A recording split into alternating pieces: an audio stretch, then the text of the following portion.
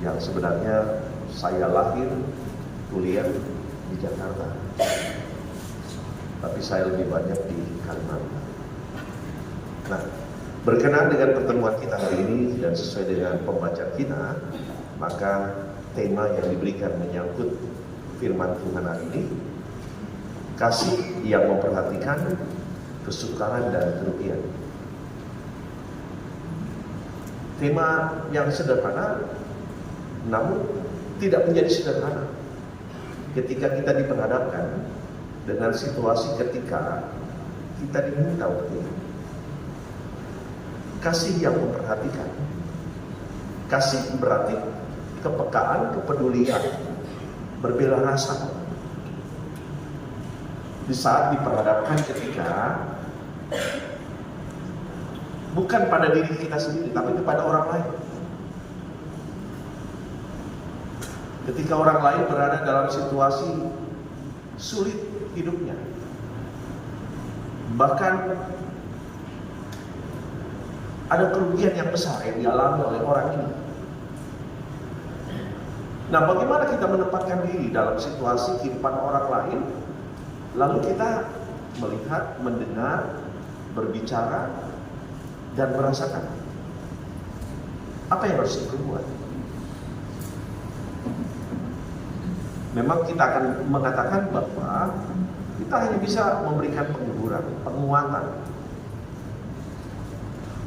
Kalaupun kita diminta untuk berbuat sesuatu dalam bentuk donasi, ya sekedarnya saja. Yang setidak-tidaknya kita bisa menempatkan diri sebagai pribadi yang mengerti sangat apa yang dibutuhkan orang ini. Dia bersyukur manakala Bapak Ibu dan saya punya bela rasa tentang hal itu, sehingga bicara kasih tidak hanya sebagai ungkapan kalimat yang indah untuk didengar dan dilakukan, tapi ketika hati yang terbuka, lalu ada tangan yang terulur, tanpa kita ingin dipuji, tanpa kita ingin dihargai, tetapi hanya sebatas bahwa inilah tanggapan saya ketika saya merespon ajakan firman Tuhan. Bagaimana saya harus berbagi cinta kasih bagi sesama, sebagaimana hukum yang utama dan yang pertama itu. Apalagi juga ini yang agak sulit juga, ketika saya harus berbagi sesuatu untuk mengurangi persoalan orang lain, tetapi saya juga berada dalam situasi yang sama, bahkan dalam satu hidup yang sama, sama-sama sukar, sama-sama sulit, sama-sama kekurangan. Karena itu ada istilah begini, kita berbagi di tengah kelebihan itu udah biasa. Tetapi kalau kita mau berbagi di tengah-tengah kekurangan kita, itu nggak biasa. Karena kita juga ingin berharap ada orang menaruh perhatian. Soal orang lain di sekitar saya dalam keadaan yang sama, ya masing-masing urus sendiri.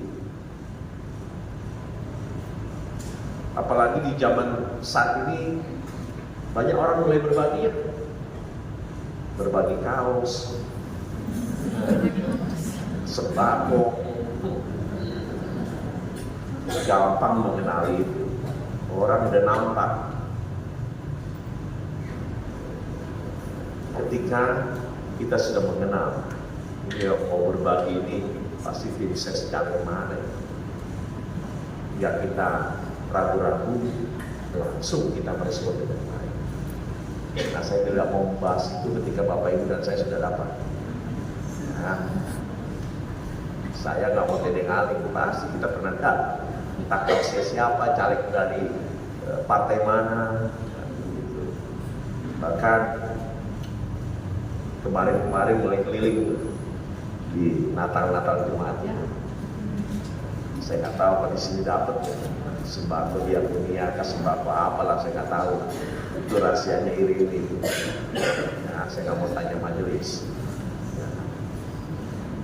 Terlepas apakah itu perhatian supaya menarik simpati atau tidak. Nah, tetapi yang tadi saya katakan, berbagi ketika kita juga dalam situasi yang sama. Apalagi situasi yang dimana mungkin ini menyangkut keselamatan bersama. Nah, ini juga yang terjadi dalam situasi ketika Paulus yang dianggap dalam tanda kutip tawanan bagi pemerintah Kaisar Romawi, ketika ada aduan bahwa yang bersangkutan ini melakukan penistaan agama, maka dia dikelompokkan dengan para tahanan lain dengan perkara yang berbeda, yang akan beroleh penghukuman tahanan, yang akan diberangkatkan ke Italia. Dan proses keberangkatan Paulus bersama tawanan lain ini harus memakai kapal laut. Dan mereka akan singgah ke pelabuhan-pelabuhan untuk setidak-tidaknya mengisi perbekalan dari perjalanan kapal ini menuju ke Italia. Nah, di sana dikatakan dalam pembacaan kita ini, Paulus bersama dengan rombongan memulai keberangkatannya dari Adramyttium dan akan menyusuri sepanjang pantai Asia. Lalu dari sana mereka akan bertolak. Dan Paulus disertai juga orang-orang yang dikenal dengan baik, yang disebutkan Aristarchus yang berasal dari Makedonia, dari Tesalonika, menyertai keberangkatan mereka. Esoknya dikatakan mereka singgah di Sidon. Keberangkatan Paulus dengan para tawanan ini juga dikawal oleh seorang yang bernama Julius. Dia adalah pemimpin dari batalion Kaisar. Dan Tuhan memakai Julius ini untuk memperlakukan Paulus dengan baik. Bahkan memperbolehkan Paulus untuk mengunjungi sahabat-sahabat pelayanan. Bahkan diperbolehkan juga untuk menyiapkan perbekalan perjalanan. Jadi walaupun Paulus dianggap sebagai tawanan, tetapi perlakuannya tidaklah buruk dari Julius, sang perwira dari batalion Kaisar Romawi ini. Nah, dalam perjalanan menyusuri laut, menyusur pantai Siprus, ternyata ada bahaya yang mengancam, ada angin sakal. Nah, situasi berlayar mereka ini pasti tidak nyaman, sangat mengganggu. Bahkan itu juga yang akan merepotkan, menyangkut keselamatan nyawa mereka.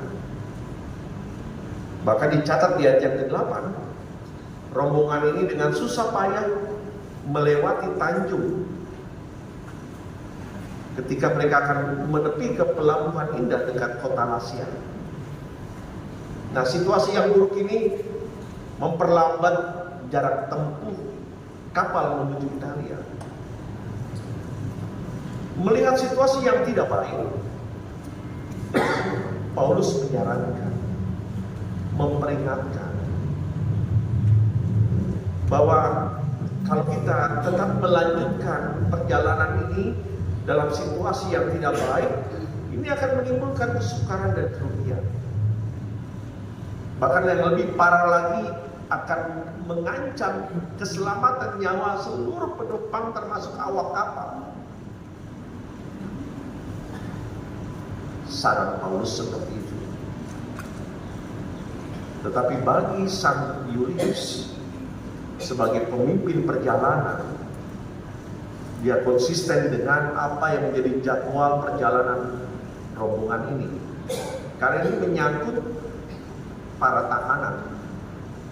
Jangan sampai mereka lepas dan melarikan diri. Dia mempertahankan diri supaya melanjutkan perjalanan berdasarkan nasihat anjuran dari jurumudi dan nakoda. Nah, memang pembacaan kita terpenggal sampai ayat 11. Tapi setelah kita membaca selanjutnya di pasal 27 ini, ternyata pada akhirnya kapal mereka kandas. Tetapi Tuhan masih menyelamatkan Paulus bersama dengan para penumpang kapal, termasuk Yulius tidak. Ini hanya sekedar cerita sederhana yang mudah kita pahami. Tapi berkenan dengan tema ini, maka ada catatan yang boleh kita pahami dengan baik. Yang pertama, Bapak Ibu dan Saudara, sama seperti Paulus, kita semua ada dalam perjalanan hidup masing-masing. Rumah tangga itu bagaikan kapal yang mau kita arungi dalam kehidupan ini di lautan lepas, yang masing-masing kita punya kondisi dan persoalan yang berbeda. Ketika sang imam dalam keluarga, dia menjadi nakoda yang akan memandu kehidupan keluarga, hendak berlayar kemana dan menepi kemana.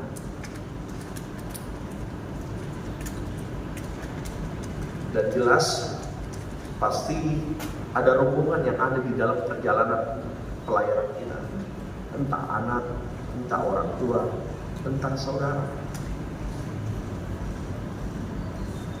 Bisa saja di dalam perjalanan pelayaran kehidupan kita, orang-orang yang menumpang dalam kapal kehidupan kita seringkali berbeda pandangan, seringkali sibuk dengan apa yang menjadi tanggung jawab kita sendiri.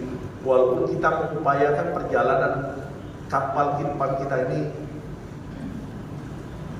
tidak dipertemukan dengan persoalan-persoalan, tapi tetap saja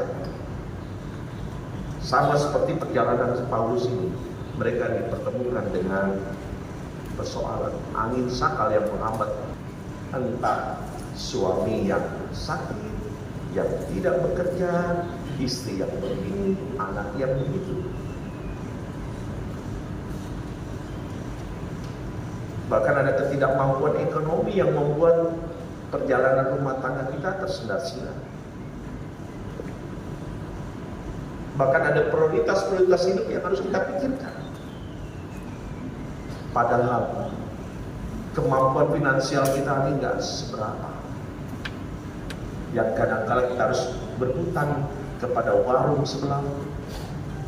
Nah, sekarang lebih nyaman lagi ya, pakai handphone udah mulai pinjol ya. Ada yang bermasalah soal pinjol di sini. Atau tetap nggak ada ya. Tapi tetap saja omong kosong mengatasi masalah tanpa masalah. Keren. Tetap aja masalah. Nah, ya itu yang harus kita gumuli. Tapi juga hidup ini jangan disesali.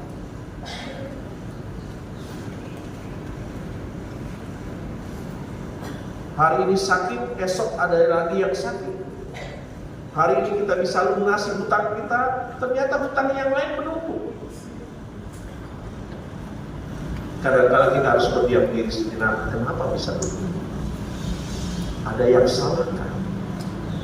Ketika kita mengambil sebuah keputusan di dalam perjalanan hidup ini.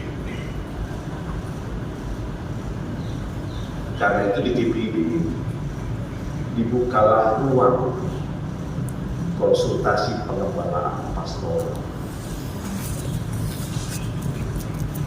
Adakah Bapak Ibu di sini pernah konsultasi dengan pendetanya?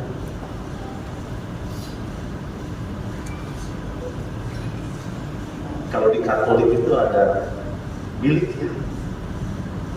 percakapan antara umat dengan pastornya, bilik pengakuan dosa atau apa lagi. Nah, kalau di GPB dikenal dengan percakapan pastoral. Setidak-tidaknya kita membutuhkan pertimbangan dan doa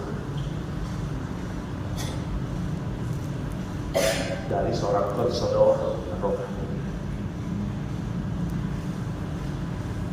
agar kita tidak tersesat di dalam sebuah mengambil keputusan. Karena ini menyangkut keselamatan bahtera rumah tangga kita. Ini menyangkut masa depan. Ini menyangkut anak-anak. Yang lebih runyam lagi, ini bicara tentang hubungan suami istri yang mulai suam-suam dulu, yang sudah pada mulai balik badan, tidak lagi ada kehangatan. Tidak salah kita bicara kepada mereka, tapi tidak salah lagi juga kalau kita datang kepada Tuhan.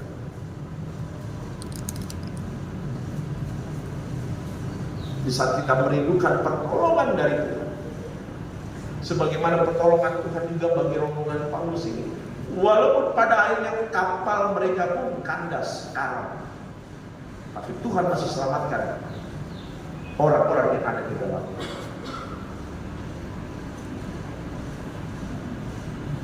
Artinya adalah begini Bapak Ibu, kadang-kadang kita harus siap kehilangan, kadang-kadang kita siap harus dipertemukan dengan berbagai kesukaran dan kerugian.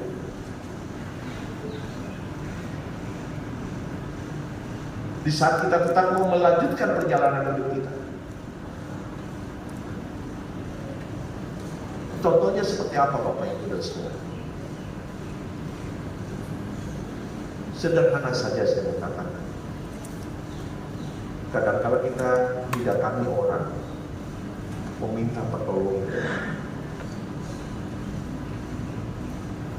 tapi kita tersentuh hati ketika orang ini sangat berharap kita bisa menolong dia. Padahal dana yang kita punya untuk kepentingan kita.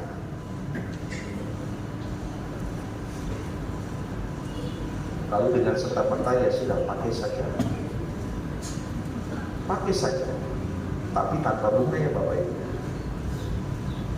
Ada yang di sini kerja di koperasi, Partagi, tahu Partagi? Bukan jalan duit. Nah, ada. Biasanya kalau senyum-senyum itu jangan tersinggung ya.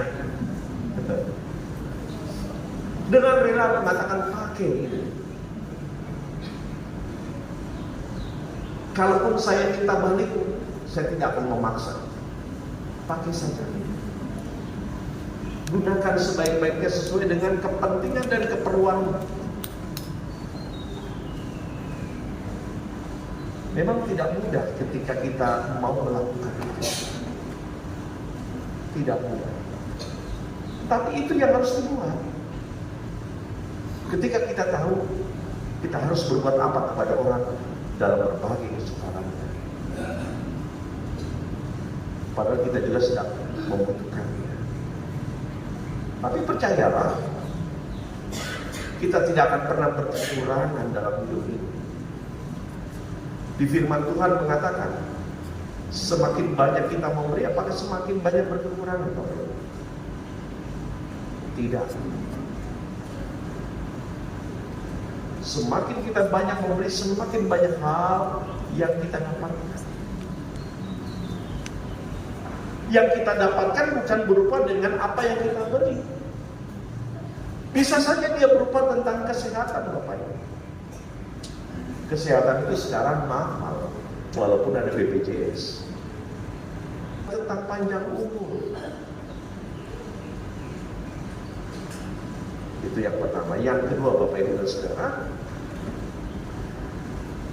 walaupun Paulus diperlakukan sebagai tawanan, ternyata Paulus juga ditolong oleh Julius. Tuhan pakai orang ini untuk menopang Paulus. Saja dia mendengar ini hamba Tuhan. yang harus diperlakukan dengan baik. Nah, Bapak Ibu dan Saudara, ini juga mau mengatakan, perlakukanlah orang-orang yang ada di sekitar kita dengan baik. Jadi mohon maaf kepada Ibu Majelis, ketika saya katakan perlakukanlah suamimu, jangan marah-marah. Mohon maaf, saya tidak bercanda. Nah, jadi perlakukanlah anggota keluarga kita dengan baik. Kalau kita memperlakukan orang dengan baik, pasti hasilnya baik. Pasti. Ketika kita bisa memberikan senyum sebagai penerima tamu di jemaat, pasti orang ini juga akan membalas senyum kita. Ini saya mau katakan begini Bapak Ibu, apalagi majelis yang menjadi penerima tamu jemaat, kalau bisa datang itu setengah jam sebelumnya, kalau bisa. Kenapa? Kita sedang menyambut duta-duta Kristus untuk hadir dalam jam ibadah ini.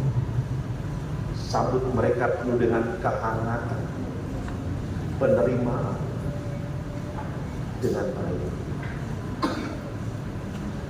Kalau itu dibuat, pasti saya yakin amplopnya pasti diisi tebal-tebal. Tapi udah datangnya terlambat, mukanya cemberut, sulit senyum, yakin saya dompetnya pasti cari yang terkecil saja. Bukan masalah khotbahnya yang harus menggebu, yang menggerakkan hati orang untuk memberi. Tidak sebatas itu. Jangan anggap sepele sebagai penerima tamu.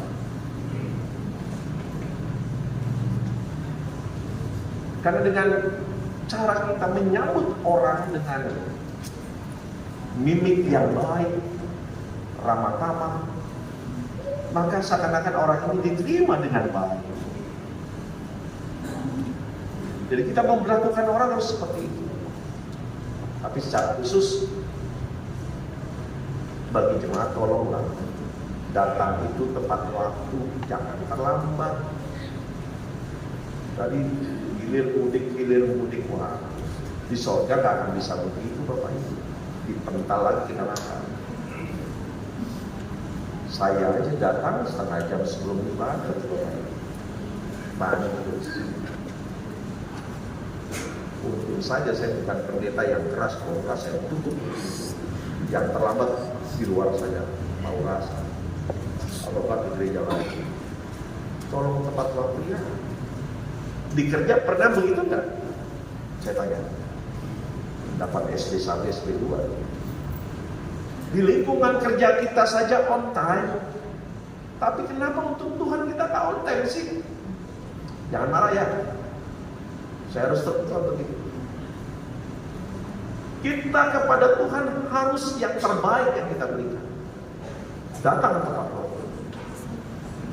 Kalau perlu duduk paling depan, supaya berkatnya lebih jatuh kepada yang depan duluan, yang lainnya ampas di belakang. Percaya? Nah sekarang aja orang ingin dapat tempat duduk yang terbaik kan? Sampai muka itu dipajang di pinggir jalan sana. Kita ini nggak perlu dipajang di muka Tuhan, kecuali modal. Baru itu ada fotonya itu. Ya kan, taruh di depan kayu salib. Nanti sama orang rumah dibawa pulang lagi tuh. Nggak mau ditinggalin. Taruh panjang lagi di sini. Seperti itu. Jadi mohon kepada jemaat ini datang tepat waktu. Karena dengan tepat waktunya juga Tuhan akan kasih berkat. Sesuai dengan kelakuan kita. Itu yang kedua. Yang ketiga, supaya nggak lama-lama saya. Udah jam berapa? Jam 10. Oke, saya mau akhiri saja. Yang terakhir. Hidup kita ini nggak selalu mulus. Banyak cobaan, banyak kesukaran, bahkan kita siap rugi dalam hidup ini. Tapi percayalah, semuanya itu adalah penempaan bagi kita, supaya level kerohanian kita makin naik kelas. Tidak di situ-situ saja. Tetapi ingat, kalaupun Tuhan memberikan berbagai tantangan, kesulitan, itu nggak melebihi dari kekuatan kita. bahwa kita disanggupkan untuk itu. Saya percaya yang hadir di sini, Tuhan berikan kemampuan, kesanggupan untuk menjalani kehidupan yang kita layani. Ada yang ke utara, ada yang ke selatan, ada yang ke timur, ada yang ke barat. Tapi yang satu yang harus kita perlukan, ketika kita ingin mengarungi kehidupan ini, percayakan hidup kita kepada Tuhan. Hanya itu satu-satunya yang andalan kita. Tanpa Tuhan kita tidak tahu apa yang mau kita buat dalam hidup ini. Karena itu sediakan waktu. Ketika Bapak Ibu mungkin di tiap sektor melalui majelis binanya memberikan sabda bina umat. Ada perenungan pagi hari, ada perenungan malam. Tidak lama. Mungkin hanya 2 menit, 3 menit, paling lama 5 menit kalau kita isi dengan nyanyian. Lakukan itu. Buatlah itu bersama dengan anggota keluarga kita. Karena dengan demikian kita menyadari bahwa bahtera rumah tangga kita ini juru budinya hanya Tuhan. Dia adalah nakoda yang paling terang. Kalaupun kita ingin menyampaikan pergumulan hidup kita, datang kepada Dia melalui doa. Sampaikan itu dengan terbuka. Kalau andai kata Bapak Ibu enggan untuk bicara kepada pendetanya, tapi biasakan diri untuk datang kepada Tuhan melalui doa. Dan biasanya ketika kita berdoa dengan sungguh-sungguh, nanti akan nampak emosi harap kita kepada Tuhan.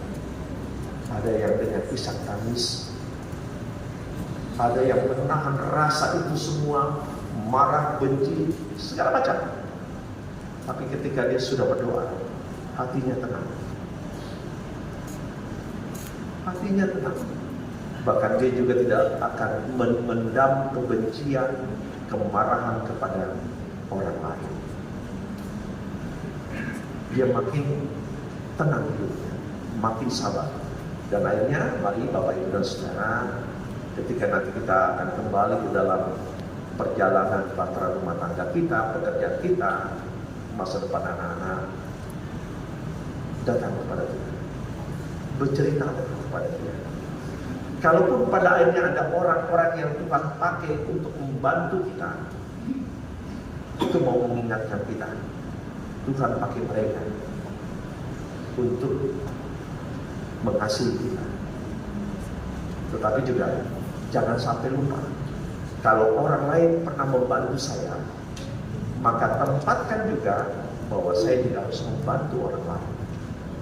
Pasti kita semua di sini termasuk saya pernah merasakan dibantu oleh orang tanpa orang itu meminta penghargaan dan pujian. Karena itu lakukan hal yang sama. Termasuk kita juga dibantu oleh Tuhan. Nah, Bapak Ibu, tadi saya membaca di warta jemaat, ada banyak hal yang dibutuhkan bagi pelayanan ini. Tolong Bapak Ibu bantu gereja ini. Entah itu persembahan, entah itu persepuluhan, entah itu pengucapan syukur, entah apapun juga. Lakukan itu bagi kemuliaan nama Tuhan. Dan ingat, kita tidak akan rugi untuk melaksanakan apa yang menjadi tanggung jawab kita sebagai jemaat. Terlebih ketika Bapak Ibu juga diminta untuk hadir dalam jam-jam ibadah, baik ibadah keluarga, ibadah keluarga. Terutama saya mau katakan, kalau ada di sektornya sedang berduka cita, tolong Bapak Ibu datang. Di GPIB ini saya sudah tandai, kalau jemaat ini nggak aktif, lalu ada duka cita di rumahnya, jangan harap jemaat di sektornya datang banyak. Diri ini begitu kan? Tahu saya, pasti identik GPIB begitu. Tapi kalau jemaat ini rajin, dari berbagai sektor itu datang tuh, karena dia tahu ini satu keluarga ini tekun beribadah. Kita harus respect, hormat kepada mereka. Walaupun orang ini nggak perlu dihargai dan dihormati dan dipuji, Tapi kita ingin tahu ngerti, ini orang baik. Nah oleh karena itu mari hadirlah dalam berbagai kegiatan-kegiatan pelayanan. Tidak hanya hadir kalau nanti di sebentar lagi perjamuan kudus. Di perjamuan kudus pasti ini banyak orang sini kan. Sampai di luar-luar, saya tahu GPB pasti begitu. Lalu ibadah pasca subuh pasti ramai. Anak-anak berkeliaran, ujung-ujungnya pada nangis ketika nggak dapat telur. Gampang beli aja pasar, di pasar telur di pasar, direbus kasih tuh anak. Lagi nanti, pokoknya setiap perjamuan begitu, apalagi kemarin-kemarin Natal, penuhkan gereja ini ya kan? Ya begitulah. Jangan jadikan diri kita seperti itu, tapi jadikan diri kita sebagai rasa hormat kita kepada Tuhan. Hidupku adalah punya Tuhan, maka hidupku harus persembahkan kepada Tuhan, karena ada banyak hal yang baik yang sudah diterima dari Tuhan. Semoga Tuhan memberkati Bapak Ibu. Jikalau ada kalimat-kalimat yang tidak baik, saya dengan rendah hati mohon maaf. Kalaupun ada yang tersinggung, jangan bawa pulang ya. Ya, bikin sakit hati. Cukup sampai sini. Karena saya juga nanti pulang ya, entah dikasih apa, saya bawa pulang aja. Nggak mau makan di sini, takut diminta oleh Bapak Ibu. Tuhan memberkati. Amin.